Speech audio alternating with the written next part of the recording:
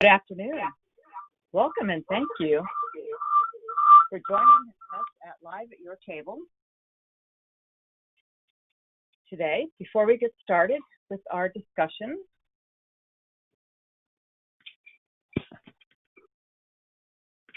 I'd like to introduce Betsy Craig. Betsy is CEO of Menu Trinfo. Before Betsy gets started, let me just go through some housekeeping items. So all audience members are in listen-only mode, which means you are muted. We will be monitoring audience engagement on the dashboard and encourage you to participate by using the question panel. There will be time for questions at the end of the presentation. Please note this webinar is being recorded and will be available online in the coming week. So Betsy, thank you so much for joining us this afternoon. Very, very much appreciate it. And now, without further ado, Betsy, I'm turning it over to you. Take it away. Okay, Eileen, thank you so much for facilitating this. And thank you to Clarion for giving us this platform. Many of you on the webinar and those that will be watching remotely after the fact are used to us all being together. And this is how we are together in this day and age. So this is what it looks like. I'm very excited to present on what's on the label is as important as what's inside. This talk really centers around how to take great food from your food service location, deal with the regulations in packaging and bottling the food, what certifications make a difference in taking your product to market. So next slide, please. Menu Trinfo exists to inform people what's in their food so they can eat with confidence. So as I said, my name's Betsy Craig. I am from Menu Trinfo. I just want to give you a brief overview, 2 slides, that's all, telling you why I've come to learn all this, why I've come to know all this and be able to share this with you. So Menu Trinfo started as a nutrition company, and we were doing menu labeling for restaurants. That very quickly became allergy training, that quickly became food safety training, and has turned into certification for free from allergens. And Eileen, I think we need the screen back if we can get it. If not, I can continue on.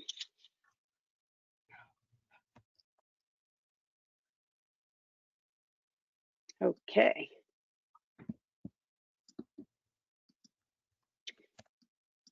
Let me see, maybe I can share my own screen. Hang on here. You see it now? No, not at all. I don't see it, but we can continue right on. I'm putting up my slides to see if maybe I can share them with you folks. There we go. Those look familiar to me. That's perfect. So if you could go to the next slide now, that would be awesome. And the slides look great. I've got to tell you, we're real colorful. It's the end of the day, folks. You're with me. We're hanging in there. We're going to learn some stuff together. So we are a proud partner of the folks you see on the left. Specifically in this space, Specialty Food Association or Nourish Group, those are 2 entities that help promote great products that are out there in the marketplace to the consumers.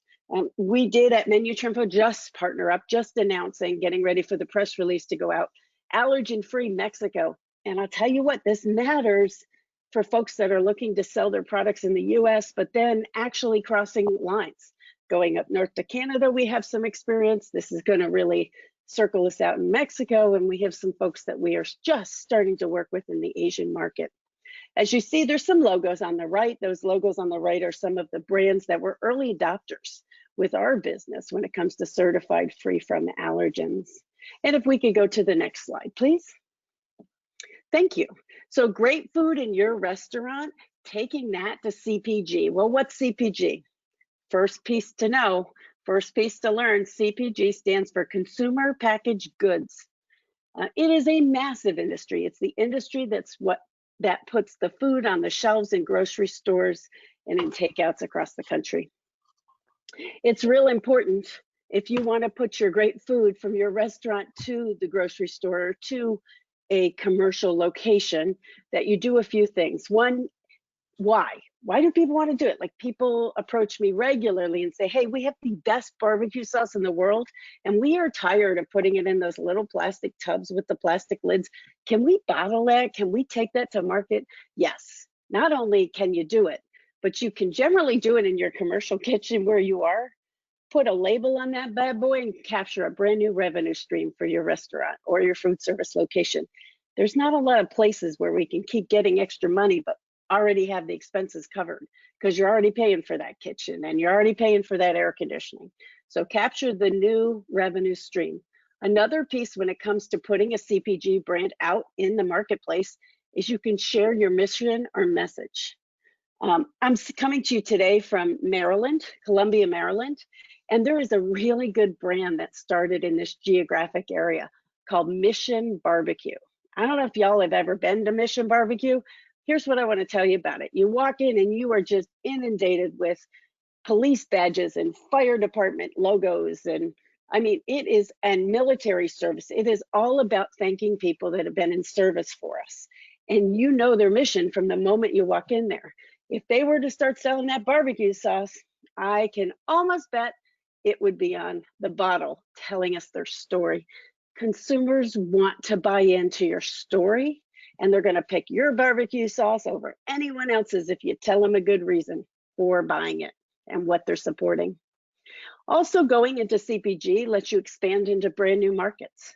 And then finally, brand loyalty. We all know, you know, those Cinnabons are amazing. And when I go to the grocery store and I see something that's made by Cinnabon because it's a butter with that stuff mixed in, holy Toledo, do I like that brand and do I like that cinnamon? And I'm going to buy that over another brand I might not recognize. Next slide, please. So when we look at doing CPG products, we have to go ahead and take a look at a couple required components. There are 5 specific areas that I want to talk to you today about this, because coming from the restaurant, you didn't have required components to sell a plate of food. Well, you put that food in a container, a box, or a jar. Now you've got continued regulations around that, if you will, even after it crosses your threshold and goes out.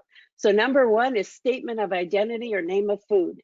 So you have to tell us it's barbecue sauce. You have to tell us in simple, plain language it's barbecue sauce. If you want to play on the word barbecue, you can, but somewhere else it has to include the terms barbecue sauce.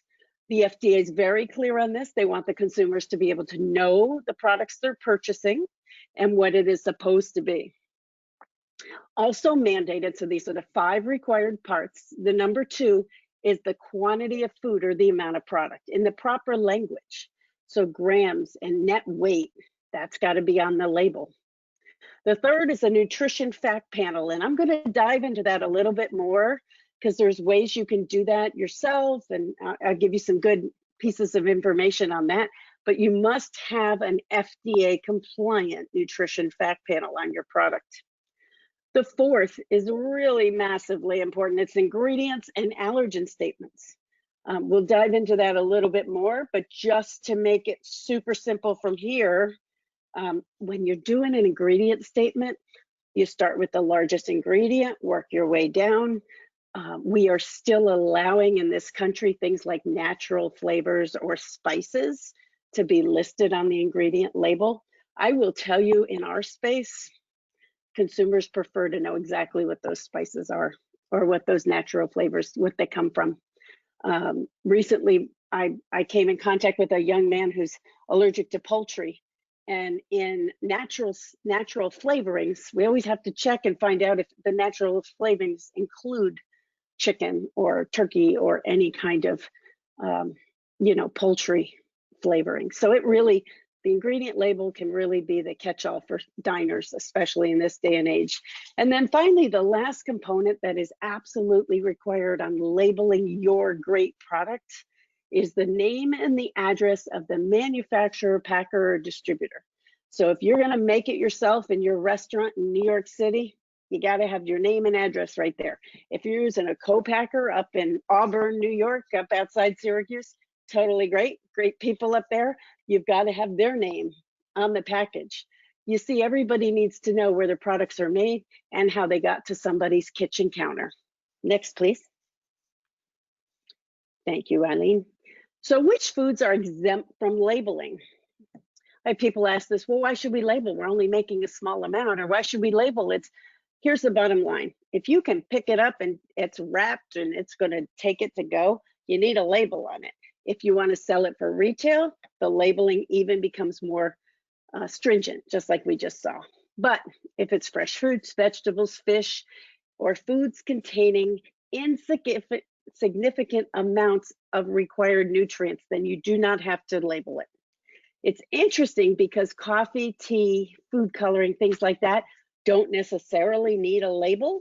However, we're seeing even water has labels, and it's water.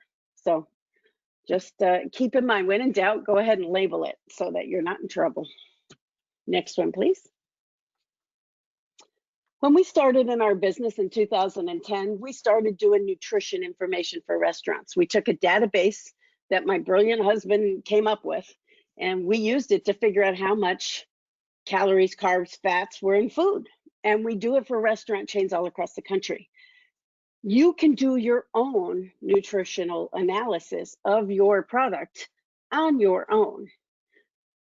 I encourage you to think about giving us a call, but you can totally do it on your own. I'm going to tell you how here in a second. To create a nutrition label, you have to do basically one of four ways. You can use a lab to analyze your product. So you make your product up, you ship it to a lab, they analyze it and kick back the nutrients of that sampled product. And a lot of labs will ask you to send 5 samples so they can take an average, which is very smart. You can use a food scientist at, say, a local college or a local lab. The food scientists I know in Colorado State University, which is our company is based in Fort Collins, Colorado. They have a lab there that you can walk in with barbecue sauce and they will tell you what the numbers need to be. You can input your information, and this is the one you can do on your own. You can use an RD where you input your information into a database. Like there's Google for nutrition. The challenge becomes all of the calculations. However, it's definitely something that's out there. And then finally, the simplest one I like is Hire and Me. Next slide, please. So this is really interesting because according to the FDA, you can go plus or minus 20% when it comes to a food label, which means if you say something has 200 calories, you could be over or under by 40 calories either way and still be capiche, still be cool. By the way, I'll let you in on a little secret. If you're a restaurant, you don't have that leeway. You're supposed to be spot on every time. I think that's how our government does stuff. They write different laws for different times. The menu labeling law didn't include a variance. Packaged foods does. That's helpful, especially if you're going to go do the nutrients on your own. You've got a little leeway to be covered if you're not 100% accurate in the numbers. I will tell you with consumers today, you want to be as accurate as humanly possible because I don't know, everybody's got a cell phone, everybody's on Instagram and everybody's tweeting. And we don't want your great food to take a shot in the jaw for not being spot on. So just a thought on that. We can go to the next, please. And then I want to talk for just a second here on packaging. When it comes to packaging your products, how you're going to package your products. Barilla Pasta just realized this. For years, they've been putting on the top picture you see, they've been putting that window so you can see the pasta in the box. Well, recently, within the last 6 or 7 months, they took the plastic window out and it's now all cardboard. I want to tell you, they are saving gazillions of bucks on that deal. They kind of looked around and were like, why do we have the window? So when you talk about packaging and look at what your packaging is going to be, keep in mind to make it obviously as beautiful and wonderful as it possibly can be. But there's nothing wrong with rethinking your packaging. Maybe approach others and have them give feedback on packaging. The biggest thing about packaging is it has to be clear, it has to be concise, and it has to follow a lot of the FDA regs. And just going to the FDA's website will allow you to download, and they have a book there that shows you what needs to be on the front of your package, what needs to be on the side, like the nutrition information, the ingredients, allergens, where your product's made. A lot of that goes on the side, whereas the front of the package is what the product is, description, and weight. Okay, next, please. So we're going to talk for a second about current gluten-free regulations. Could you go to the next slide? We might be coming right back. I just want to make sure I have that. That's okay. I'm sorry, folks, just a little out of order here. Go back to the gluten-free slide. That'd be great. Thank you. So the FDA, after 8 short years, finally came out with a definition of what is gluten-free. So gluten-free has to be something that's naturally occurring gluten-free, not made from any gluten-containing grains, or a product that has 20 ppm or less of gluten in it. 20 ppm stands for parts per million, and that visually is like putting 1 drop of food coloring in a gallon jug of water. Okay, great. Could we go to the next? Great. Current allergy regulations. So this, I apologize for the typo on this slide. I noticed it when we were doing warm-up, getting ready to come on here today. FALSPA is the law that passed in 2004 that makes us have to label not just ingredients, but allergens, all the big 8 allergens.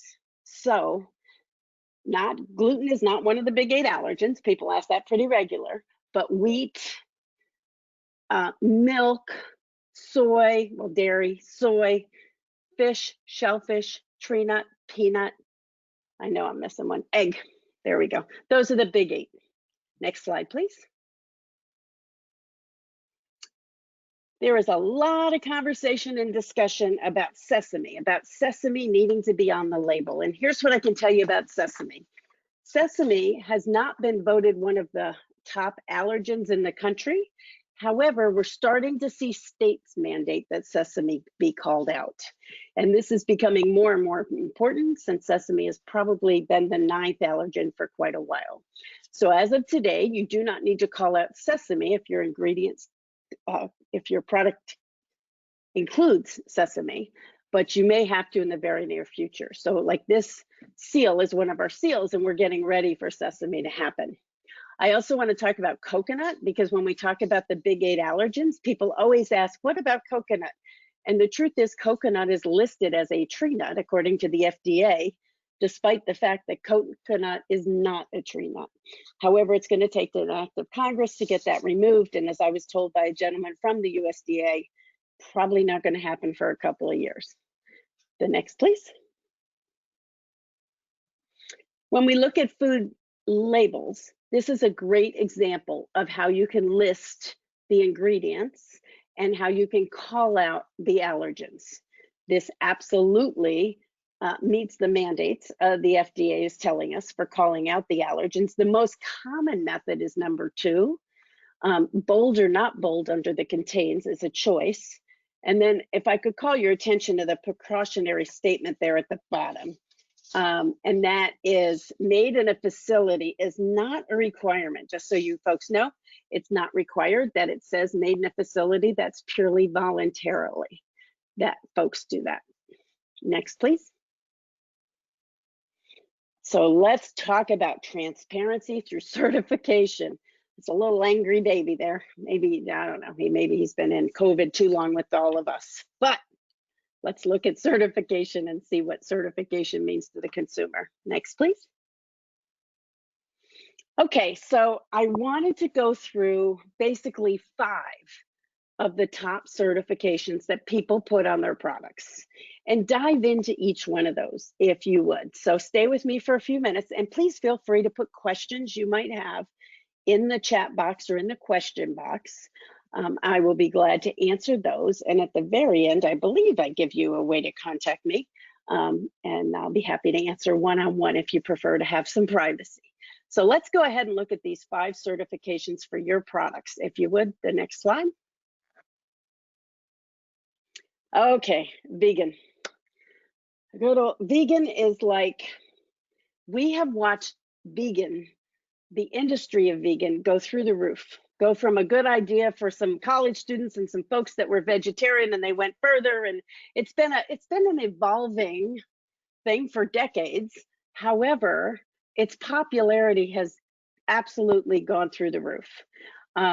As you can see, there is the vegan certification seal you see in front of you is certified vegan, and that's at vegan.org. And on their website, you can see this pricing to get your products certified as vegan. It's a very easy, simple process because it's really straightforward. And this is a really great organization. So a simple seal, simple certification, but it means a whole lot to the consumer. The next slide, please.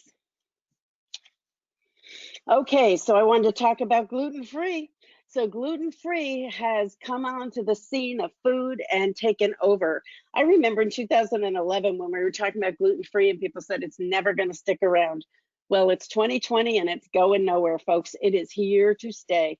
And originally, there was the Celiac Spruce Association and the gluten-free folks from Beyond Celiac that were the ones doing the only certification for gluten-free.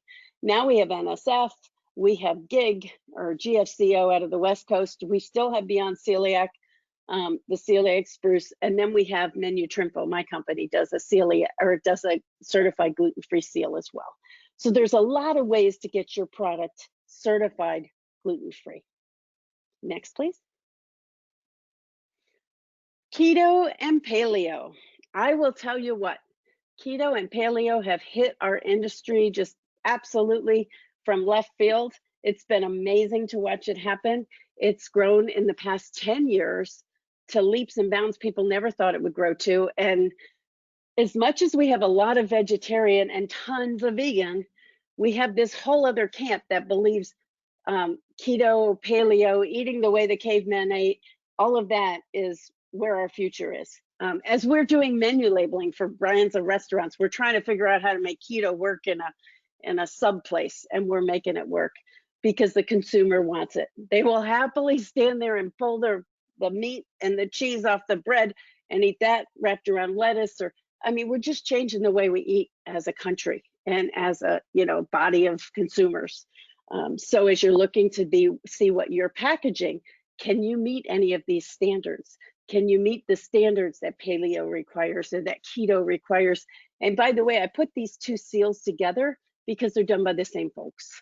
And it's a fairly simple process, as you can see, the steps to be keto and paleo certified. Next, please. Okay, non-GMO is a little bit more complicated, so you're going to see a couple of slides on non-GMO. We have seen this orange butterfly all across the country and across our store shelves. It is quite impressive to go to the non-GMO website and see all of the different locations and the products that they have gone ahead and certified as non-GMO. The annual sales of non-GMO products, certified products, now exceeds 26 billion, B as in Betsy, billion dollars in the country. That's just mind-blowing. Next slide, please. So I wanted to dig in just for a second on the steps for verification certification. They're not terribly difficult. I don't want to minimize it because it's such a strong seal, and the consumer really wants to know that what they're eating is GMO free. But the steps are basic. You have to select who you're going to go with, and they have 4 different auditing bodies in the country. And then you sign the non-GMO project license agreement with non-GMO folks. You complete the product eval, and then you can start to promote your verification. And like most seals, it's annual. So whatever seal you make a commitment for, you're going to make that commitment year after year after year. I really like to think of certification as partners.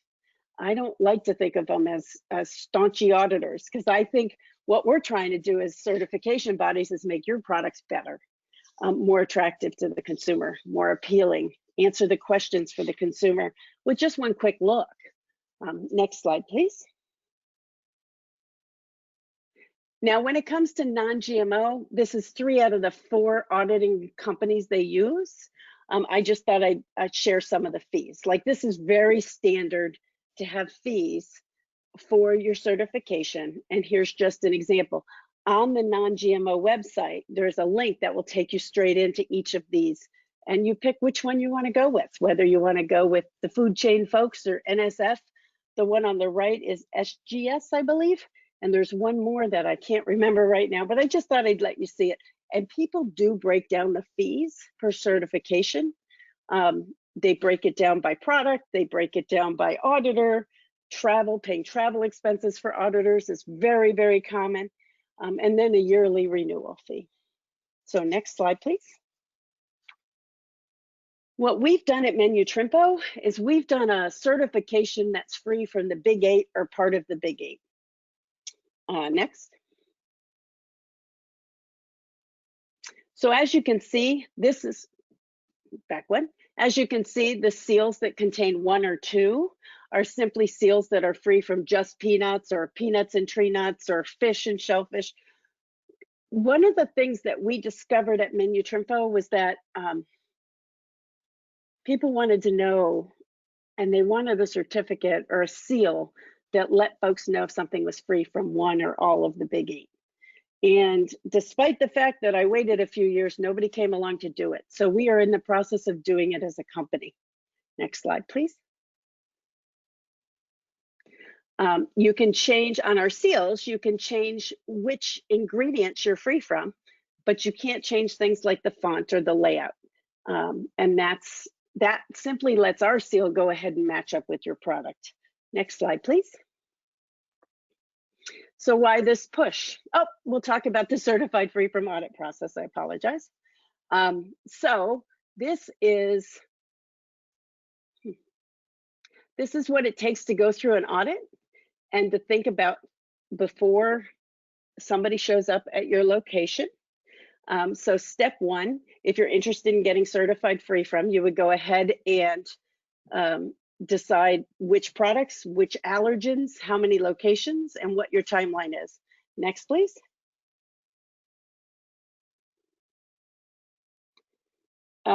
Step 2 is getting ready for your audit. Now, this does not matter if you're doing vegan, if you're doing non-GMO, if you're doing certified free from.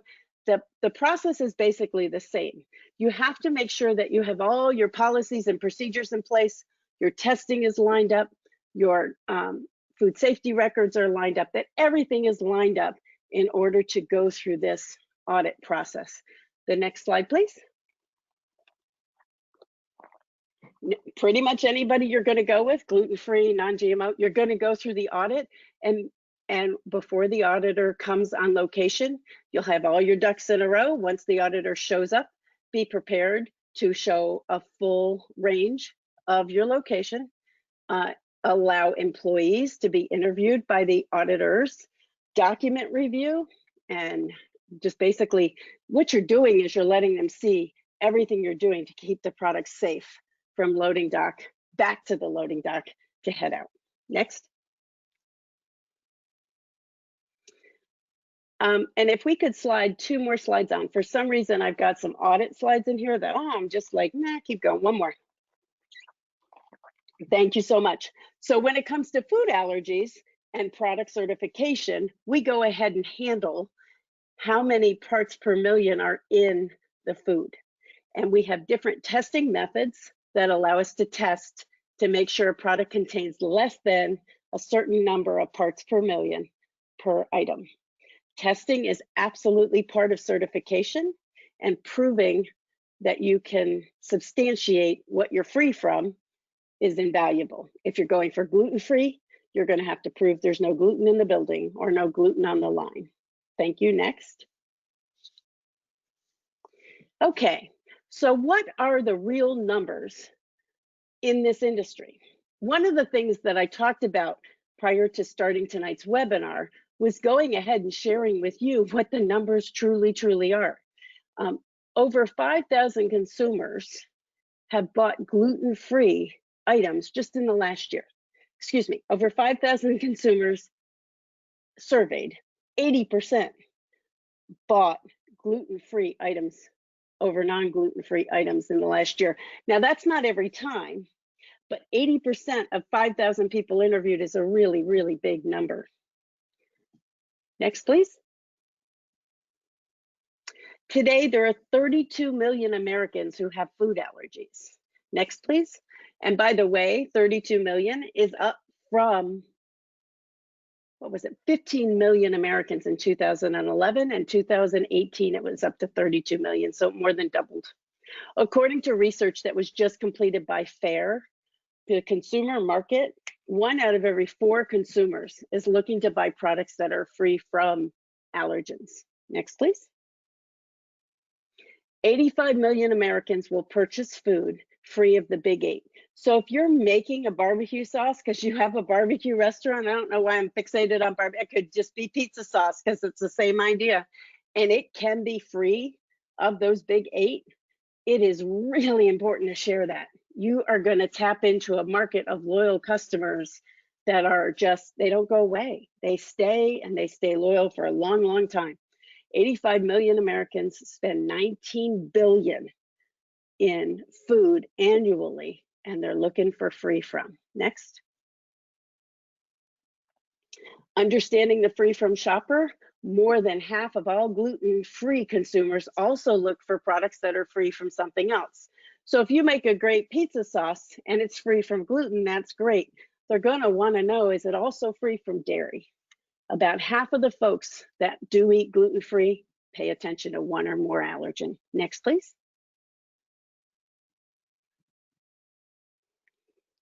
Now, I was talking earlier about the vegan market. Here's the real numbers of the vegan market. In 2018, I put this slide together based on research that was up to that point. It was actually came out the end of 2016. And we saw the vegan market for vegan food items at about 11 billion at that time.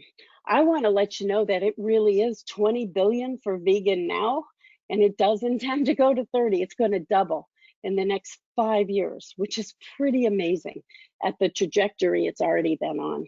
Next, please. One of the reasons I wanted to do this webinar and share this great information with you folks was because you already have these kitchens. You already have ways to make great products.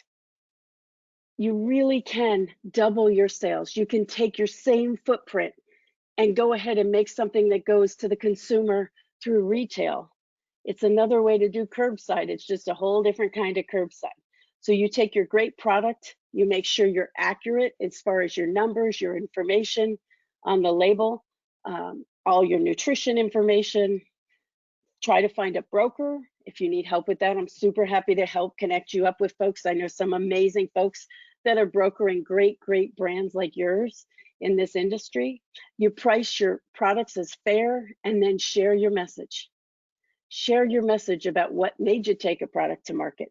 And finally, if you're free from meat and you want to be vegetarian, go after vegetarian. If you don't have any GMOs, share that. Scream that from the rooftops. If you're free from allergens, I can promise you, you will watch sales go up and up and up by sharing that information with the consumer. Next, please. And then I'm just going to let folks know this is coming soon. We're going for it. We've had a lot of folks come to us and ask, can we support the fact that our products help support people's immune systems? So that is our newest baby coming out, probably Q1 or Q2 of next year. Next, please.